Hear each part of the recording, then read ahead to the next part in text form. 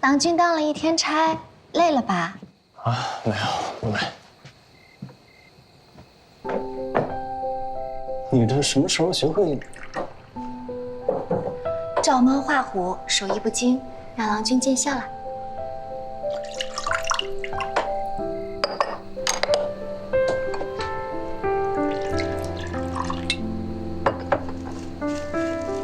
你这手法行云流水，还说手艺不精？净胡乱吹捧。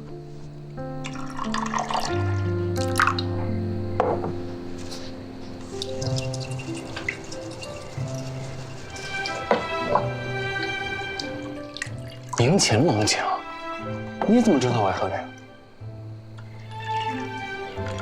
咱们家柴米油盐都要省着用，怎么买这么贵的茶叶？论斤买是买不起了，所以我只买了1钱，泡不了几回。咱们家呢，不比从前了，不用管着我啊。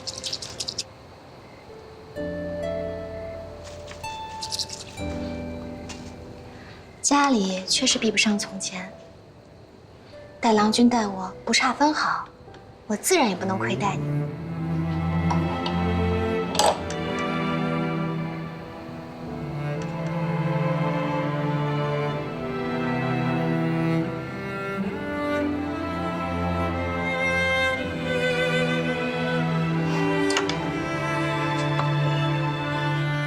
郎君请喝茶。好。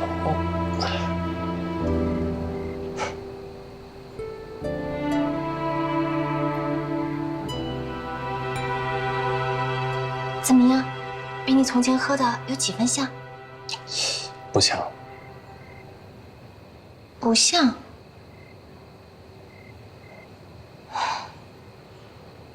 果然，点茶不是一朝一夕能学会的功夫。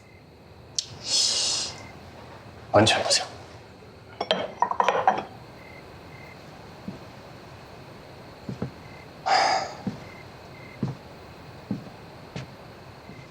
我从前可没喝过这么好喝的琼浆玉露。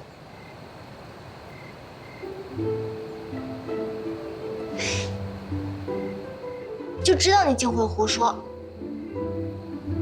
我给你看个东西，来，来，看看，怎么样？好看吗？这什么呀？吃饭的食盒？什么食盒啊？这是我新画的装匣样子。装匣？装胭脂的？对呀。那是不是有些复杂了？复杂吗？我画了很久的，看着挺好。可这花纹太多的话，反而会显得俗气。你看，如果把这儿去掉，还有这儿，这边也减少一些，这样会不会好一点？照你这么说，好像还挺有道理。你家夫君呢？虽然现在穷得叮当响，可那也是吃过见过的，什么好玩意儿不得从我眼皮底下走一走？太好了，我原本最担心的就是装匣这一关，就怕让人看了不能一见倾心呢。有我在，你放心吧。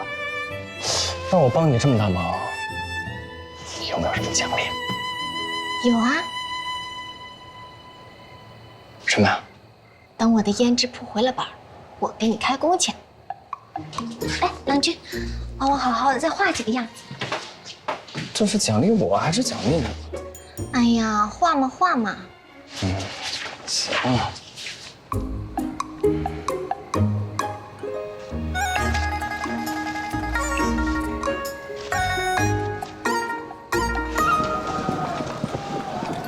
啊，好。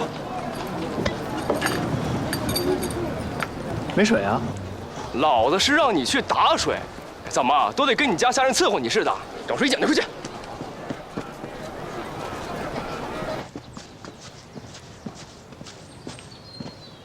少夫人，我想问你个事儿。我听说咱们统共100多两银子的本钱，都被你买了那些瓶瓶罐罐和装胭脂的盒子。料子贵重，手工也繁复。我已经请了幽州城最好的工匠师傅定制各式装匣，还有包裹装匣用的各式锦缎和细绸，值这个价。人家是来买胭脂的，不是来买盒子的。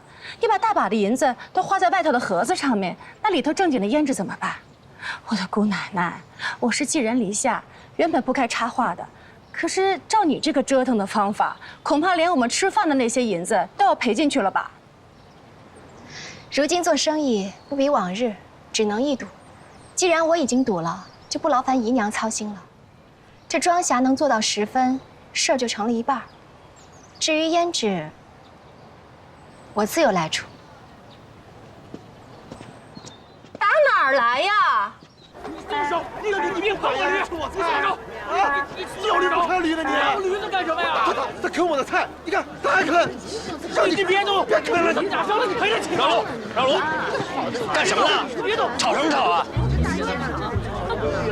馆长，他的驴啃我的菜。不是馆长，不能走的。馆长，他打伤了我的驴，我这驴怀着孕呢，打坏了你说怎么办呀？我们一家3口都靠着驴过活呢，这打坏了驴，我真是没办法过日子呀！你得赔我50文，要不你不能走。我还得给我这驴瞧病呢。馆长，你得为我做主。馆长，你得为我做主啊！馆长，就被他给吃没了。站起来！这不就是50文吗？这，我给你们算。但我这儿只有70文，要不然你们2个一人35，让一让。慢着。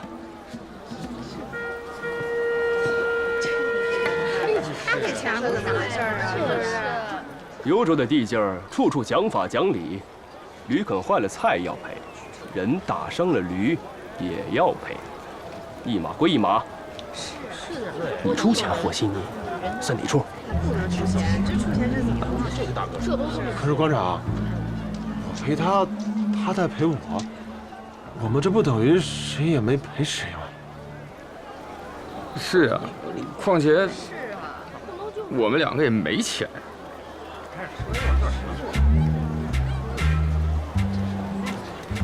老汉，我认得你，之前都是你跟你女儿一人背2筐，天天在这条街上卖菜，怎么最近总是你一个人？你一把年纪了，每次只能背2筐，这剩下的菜怕是要烂在地里了吧？是啊，馆长，我还正为这事发愁呢。我女儿上个月刚刚出嫁，我这菜要是卖不完，就烂在地里糟蹋了呀。你的驴也受伤了，这几日怕是干不了拉磨这样的重。不如这样，从今日起，你的驴每天借它使半日，直到这茬菜卖完为止，多出来的菜钱，他分你一半，如何？行。行。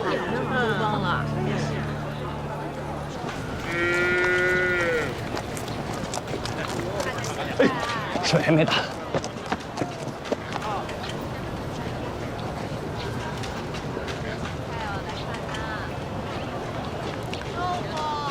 你兜里是这几天的饭钱吧？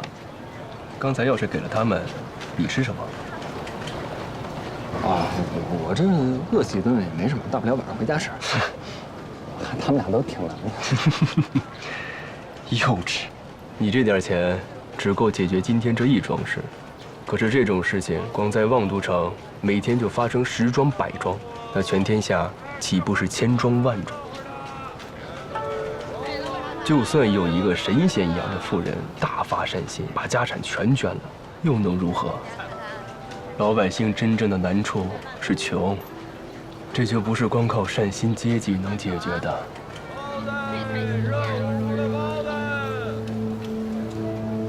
是啊，就算是全捐了，也不过是解一时之短，这长远来看又能如何？况且，这天底下怎么会有这么好心的妇人？不过话说回来，你一个富家公子，真就沦落到这份上了？兜里就剩70万？不过你这个人，倒不算没有心肝儿。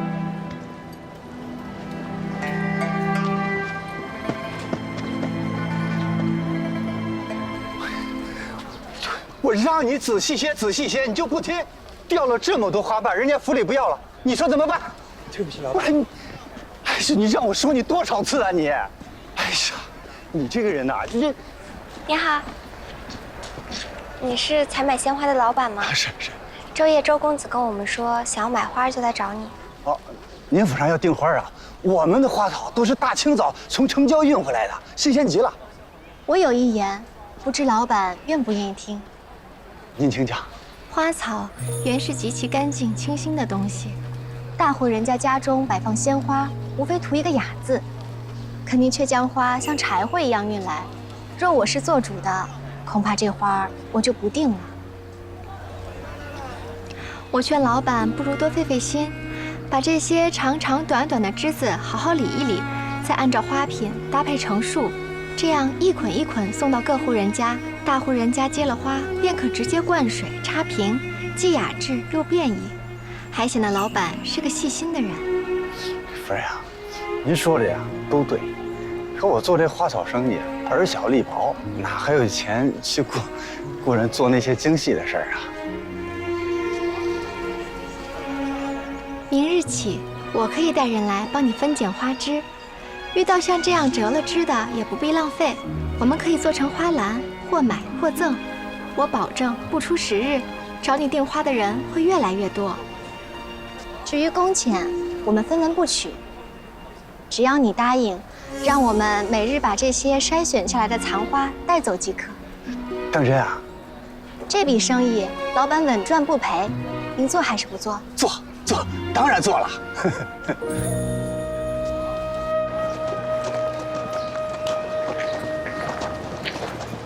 公子，收工了吧？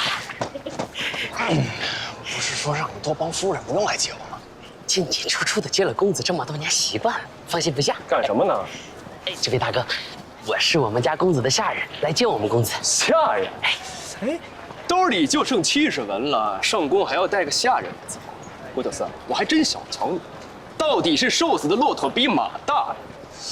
不是，这家里人不知规矩，以后不来了。你们这些外地人，太平盛世的时候都躲着去享受，打仗了就往幽州跑，来的全是些光吃饭不干活的。你别的事情干不好，扫地走会吧？会，以后下工了不准走，把地扫了再走，知道了吗？好，知道。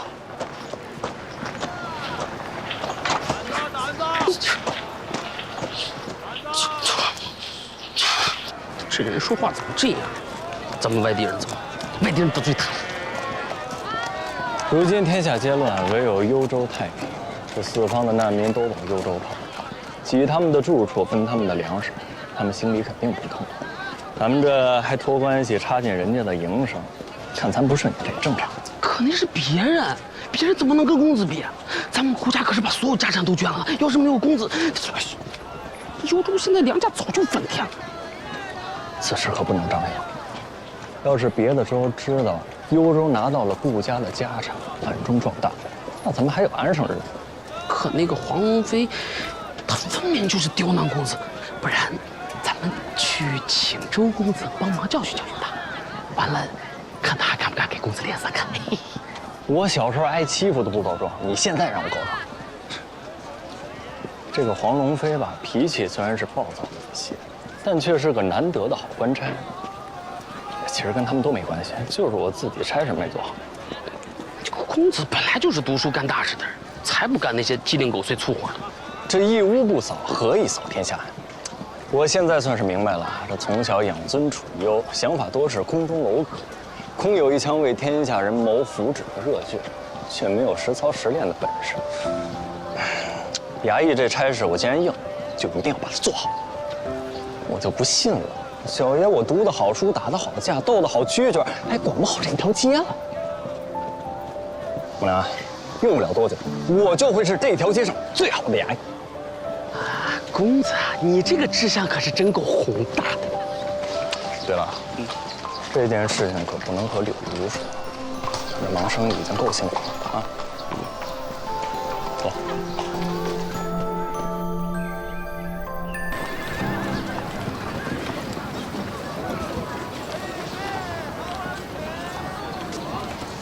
大姐姐，这就是我们要买的胭脂。如今还不是，等制成了就是了。鲜花娇贵，每日的消耗不在少数。我们把这些残花和花瓣带回家中，捣成栀子，自己蒸晒调配。等制成了之后，攒上1个月，也够店里卖了。这样还省去了每月买现成的香料和香粉，本钱可以省下一大笔。少夫人，我还以为是你订的胭脂到货了，喊我们过来搬运呢。那样的话，辛苦这一下子也就完事儿了。没想到是这样，我年纪大了，不要脸面。可是玉照跟玉英那可是你的亲妹妹呀，这一大清早抛头露面的出来做苦力，这以后还怎么嫁人？就算是使唤奴才，这月钱也得单算吧。娘，我愿意做。姨娘说什么呢？怎么就叫使唤奴才？我就是打个比方啊。好，既然姨娘想跟我算账，那我们就好好算清楚。如今，天下的粮食都在被人疯抢，幽州是最稳当的地方。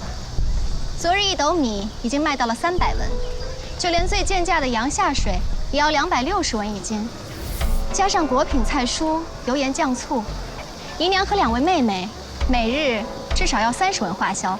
每个人每个月就是1两银子，这还没有算穿的衣裳和住的地方。可是我们顾家比不上从前了，养不起闲人，就连我和九思都要每日出去做工，谁不是日夜劳苦？怎么就姨娘觉得委屈？若是姨娘花些力气就觉得吃亏了，大可以离了顾家。看看在幽州要花上多少力气，才能攒够1个月生计的银子。少夫人，你看看，我也没说什么呀，怎么惹出你这一车子话来了？映红木兰，咱们抓紧搬货吧，晌午之前还要给各家送过去。愣着干什么？帮忙啊，省得人家又说咱们吃闲饭。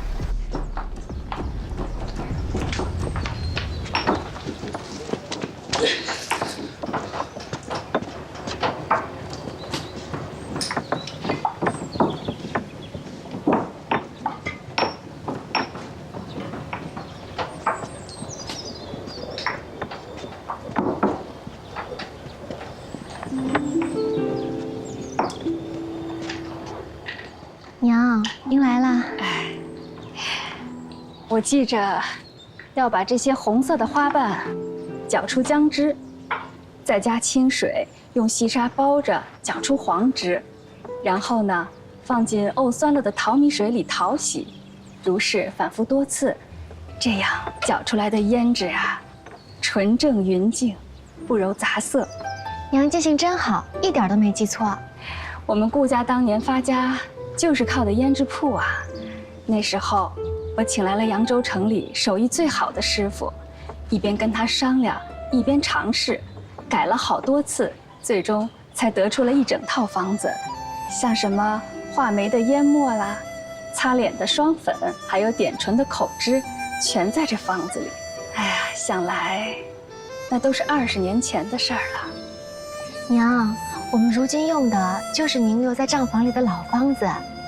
世人都说苏州胭脂，扬州粉，我们苏阳的师傅手艺独到，心思细巧，就是那些用料也没有寻常的铅粉，用的都是珍珠、棒粉、蜂蜡、麝香，这份细致是外府人琢磨不来的，就是太费成本了。